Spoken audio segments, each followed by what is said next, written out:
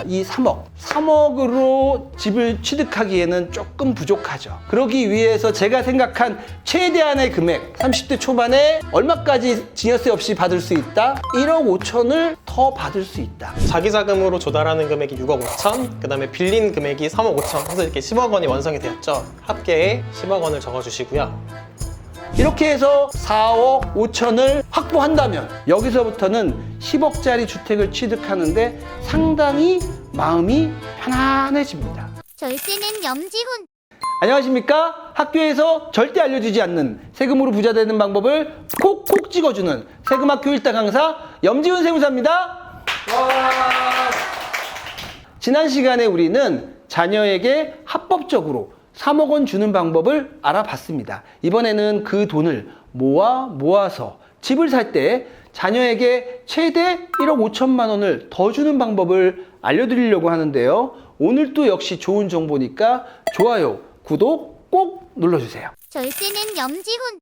오늘은 서울에 있는 20평대 10억짜리 아파트를 증여세 없이 합법적으로 취득하는 방법에 대해서 얘기해 보려고 그러는데요. 제가 지난 시간에 얘기한 거는 3억이었어요. 자, 이 3억으로 집을 취득하기에는 조금 부족하죠. 그러면 자기 자금이 어느 정도 있으면 10억짜리 집을 살 수 있을까요? 5억이요. 5억, 6억 정도. 6억 정도. 7억. 네, 그러면 좋은데 그러려면 증여세를 좀 내야 돼요. 그러기 위해서 제가 생각한 최대한의 금액, 30대 초반에 얼마까지 증여세 없이 받을 수 있다? 1억 5천을 더 받을 수 있다. 그래서 오늘 첫 번째 내용으로 이 1억 5천은 그러면 어떻게 합법적으로 증여세 없이 증여받을 수 있는지에 대해서 얘기해 보려고 그러는데요. 자, 먼저 1번, 1억이죠. 이분들은 뭐 좀 아실만한 분들이니까 1억을 어떻게 하면 증여세 없이 증여받을 수 있을까요? 아시는 대로 막 얘기해 보세요. 결혼했을 때요. 결혼, 아이 낳았을 때요. 아이 낳았을 때, 즉 혼인, 그 다음에 출산공제. 근데 지금 아직 출산은 안 했어요. 우리는 지금 혼인을 하려고 하는 단계이기 때문에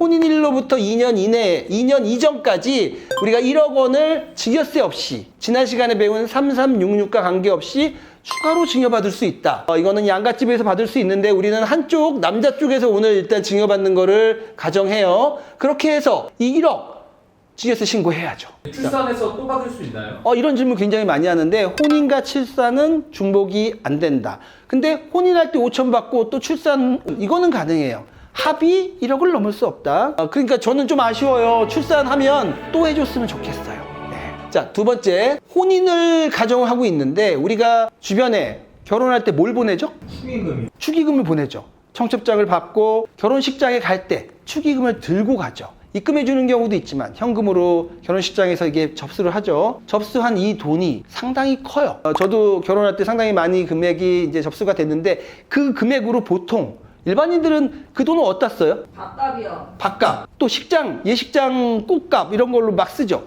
그렇게 쓰다 보면 한 2천이 그냥 훌렁 날아가요. 근데 그 돈을 만약에 그렇게 쓰지 않고 그 현금을 잘 갖고 있다가 신혼여행 갔다 와서 은행 가서 예금을 하죠. 예금할 때 적요라에다 뭐라고 쓰면 좋을까요? 있는 그대로 쓰는 거죠. 축의금. 축의금, 결혼식 축의금. 그러면 그 돈이 내 통장에 그대로 꽂히는 거예요. 근데 만약 그렇게 안 하고 그 돈을 어머니가 입금했다가 어머니 통장에서 덜컹 5천만 원 이렇게 입금한다면 어머니의 증여로 오해받을 수 있죠. 그래서 그렇게 접수된 현금을 은행 가서 내 통장에다가 그 내용을 기재하고 그리고 그 돈을 5천이라고 가정할게요. 물론 이제 서민들이 5천까지 되는 경우는 쉽지 않은데 결혼할 때 상당히 많이 금액이 이제 접수가 됐는데 근데 이제 세무서에서 이 5천이 정말 축의금이 맞냐고 물어볼 수 있어요. 통장에 밑도 끝도 없이 5천만 원이 입금되면 이게 뭐 정말 축의금 맞아요? 그랬을 때 우리가 증명할 수 있는 방법, 물론 적요란에 우리는 축의금이라고 썼어. 근데 이걸 정말로 증명하려면 우리는 어떻게 해야 될까요? 뭘 제시해야 될까요?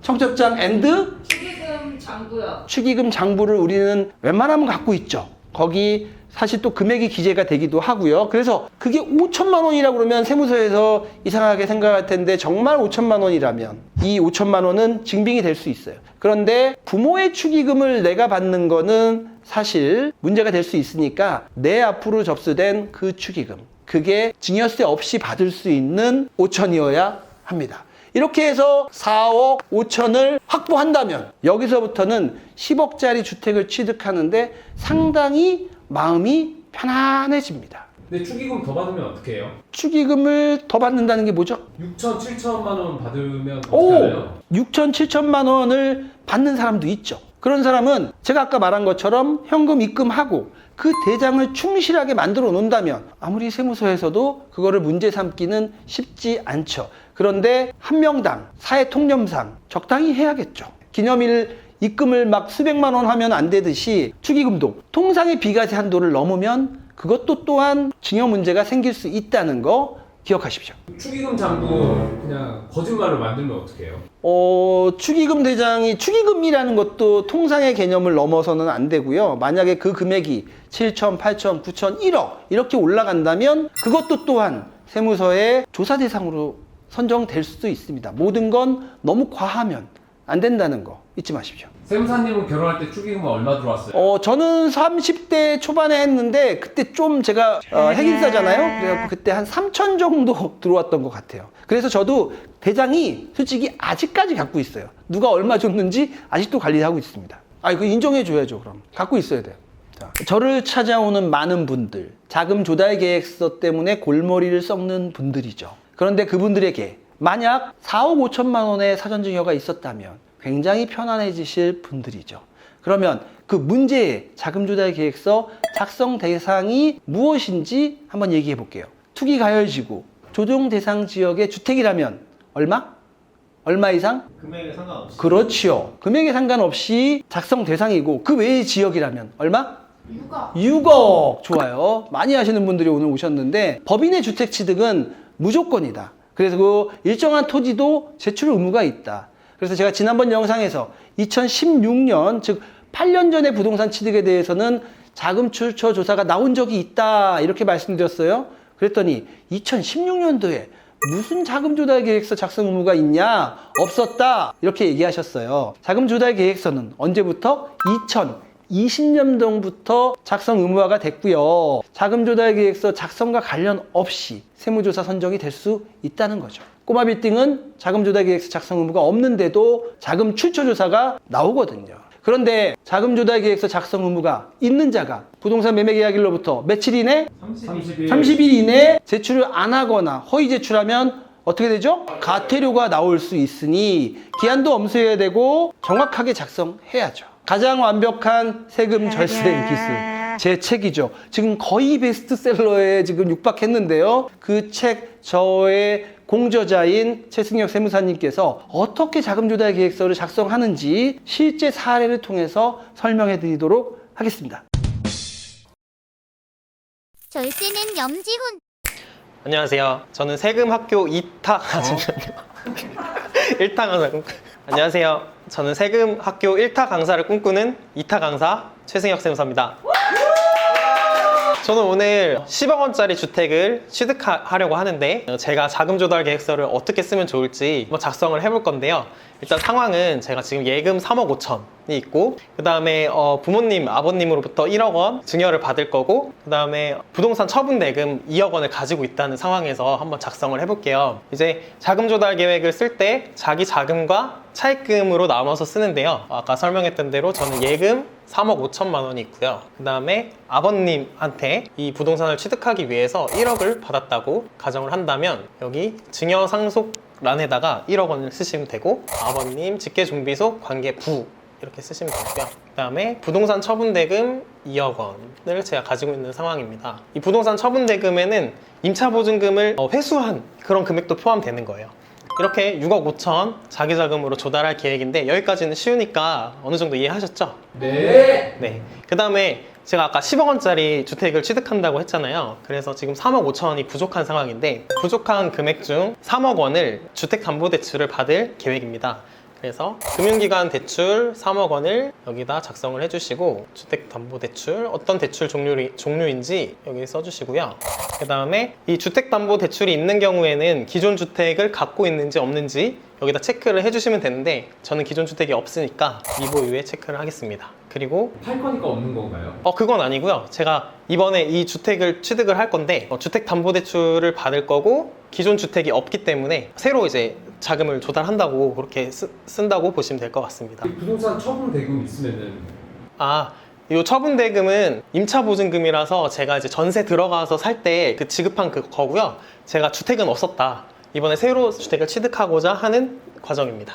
네. 그래도 지금 보시면 6억 5천과 3억 원, 5천만 원이 부족하죠. 그래서 제 아버지한테 이번에 5천만 원을 추가로 빌리려고 합니다. 그래서 그런 경우에 그 밖의 차입금, 가족 간에 이제 빌리고 하는 거는 여기 그 밖의 차입금에다가 적어주시면 됩니다. 5천만 원, 직계 좀비소, 아버님, 관계부 이렇게 해서 소개가 3억 5천. 자기 자금으로 조달하는 금액이 6억 5천, 그 다음에 빌린 금액이 3억 5천 해서 이렇게 10억 원이 완성이 되었죠. 합계에 10억 원을 적어주시고요. 이렇게 하면 자금 조달 계획은 완성이 되었습니다. 그 다음에 이 자금 조달 계획에 따라서 10억 원을 어떻게 지급을 할지 그거를 여기 14번 조달 자금 지급 방식에다가 적어주시면 되는데요. 일반적으로 계좌 이체를 하거나 아니면 보증금을 승계하는 방향으로 아니면 현금을 지급하거나 그거를 써주시면 되는데 저와 같은 경우에는 10억 원 총 거래 금액이고요. 제가 보증금을 이제 승계하지는 않을 거기 때문에 전체 다 계좌 이체를 할 계획입니다. 이렇게 써주시고 그 다음에 저는 입주 계획이 본인 입주, 저는 제가 직접 들어가서 살 거기 때문에 본인 입주를 할 거고, 취득해서 임대하실 분들은 임대에 아니면 재건축 등이 들어가는 경우에는 그 밖의 경우에 체크를 하시면 됩니다. 그리고 오늘 날짜 이렇게 사인까지 맞춰주시고 그 다음에 부동산 계약일로부터 30일 이내에 주택 취득자금 조달 계획서를 제출하시면 됩니다. 질문이 있는데요. 네. 저기 위에 현금 등 그 밖의 자금은 무슨 뜻이에요? 현금 등 그 밖의 자금은 여기 2번 금융기관 예금액, 금융기관에 예치한 금액을 제외한 현금을 말합니다. 보유한 현금을 말하고요. 이 그 밖의 자금이라는 거는 우리 막 코인 같은 거 많이 하잖아요. 그 코인 같은 거 팔아서 내가 이 자금 조달을 하겠다. 이런 내용입니다. 코인이 있으면 거기다가 쓰는 건가요? 그렇죠. 코인을 팔아서 주택을 취득할 때 코인 판 자금을 내가 사용을 하겠다 할 때는 여기다 쓰시면 됩니다. 아니면 또 내가 빌려준 돈을 회수했다. 그런 경우에 여기다 쓰시면 돼요. 근데 만약에 그 사채로 누구한테 만약에 빌리는 경우는 네. 저기 회사 지원금 사채 쓰는 거. 여기 요 사채는요. 법적으로 대부업을 등록한 업체에 빌렸을 때를 사채를 말하고요. 가족관이나 아니면 뭐 기타 차용증을 우리가 많이 작성을 하잖아요. 그럴 때는 여기 그 밖의 차입금에다가 쓰시면 됩니다. 임대보증금란은 어떤 게 나와요? 여기 차입금의 임대보증금은 임대보증금 우리 갭투자라고 많이 들어보셨죠? 임대보증금을 승계받아서 주택을 취득할 때 그때 여기다가 그 임대보증금 승계하는 금액을 작성하시는 겁니다. 결혼하셨나요? 결혼은 아직 안 했는데 네, 빨리 했으면 좋겠습니다. 네, 일단 여기까지 이제 작성 방법을 설명을 드렸는데 혹시 궁금하거나 추가로 문의하고 싶으신 게 있으시다면 댓글에 남겨주시면 감사하겠습니다. 지금까지 세금 1타 강사를 꿈꾸는 2타 강사 최승혁 쌤이었습니다. 절세는 염지훈. 여러분, 세금 1타 강사를 꿈꾸는 세금 2타 강사 최승혁 세무사 설명 충분하셨는지 모르겠습니다. 많은 분들이 자녀에게 아파트를 저가 양도하고 싶어 하는 분들이 있어요. 일시적 2주택 때문에 주택 하나를 3년 이내에 양도해야 되는데 남한테 팔기는 너무 아까워. 그러면 자녀한테 팔려고 하는데 그 아들이 돈이 없으면 저가 양도가 안 되죠. 자, 13억짜리 아파트를 저가 양도하면 얼마까지 양도할 수 있죠? 10억 원이요. 그렇죠. 너무 조그맣게 얘기하는데 자신있게 말씀하세요. 감정평가 13억짜리 아파트를 최대한 싸게 팔면 합법적으로 10억 원에 아들한테 저가 양도할 수 있어요. 그러면 양도세 비과세 받고 아들은 3억 더 싸게 10억 원에 싸게 사서 좋은데 저가 양도를 하려면 아들 입장에서는 10억을 부모님한테 줘야 돼요. 근데 아들이 갑자기 10억 원이 어디서 나와? 그런데 꾸준히 30대 초반까지 4억 5천을 모은 그 사람이라면 저가 양수가 매우 쉬워지는 거죠. 그래서 대출인 5억 5천을 받고 나머지 4억 5천을 내가 부모한테 직접 송금해 준다면 합법적으로 저가 양수를 할 수 있는 거예요. 만약 사전증여를 통해서 4억 5천만 원을 꾸준히 모았다면 이게 가능한 일이 되는 거죠. 자, 그래서 오늘의 결론. 하나, 혼인, 출산공제, 그리고 축의금을 잘 활용하다. 혼인 및 출산공제는 통장에 돈을 입금하고 증여세 신고를 하면 된다. 축의금은 가급적 현금으로 입금하고 축의금 대장을 잘 관리하자. 둘, 사전증여 받은 금액들로 편안하게 집 사자. 30년간 사전증여로 3억 및 1억 5천을 추가로 증여받았다면 4억 5천. 그 돈으로 편안하게 집 살 수 있다. 부모로부터의 차용증 없이 집 살 수 있고 자금 조달 계획서 편안하게 작성 가능하다. 부모가 자녀에게 저가 양도하기도 매우 쉬워진다. 자, 오늘 이렇게 해서 집을 안전하게 사는 방법을 알아봤는데 이렇게 해도 돈이 부족하면 대출도 하고 차용증도 써야겠죠. 다음 편은 절대 문제가 안 생기는 차용증 쓰는 방법, 부모 자녀 간 무이자로 차용증 쓰는 방법 설명드리겠습니다. 지금까지 세금학교 1타 강사 염지훈 세무사였습니다.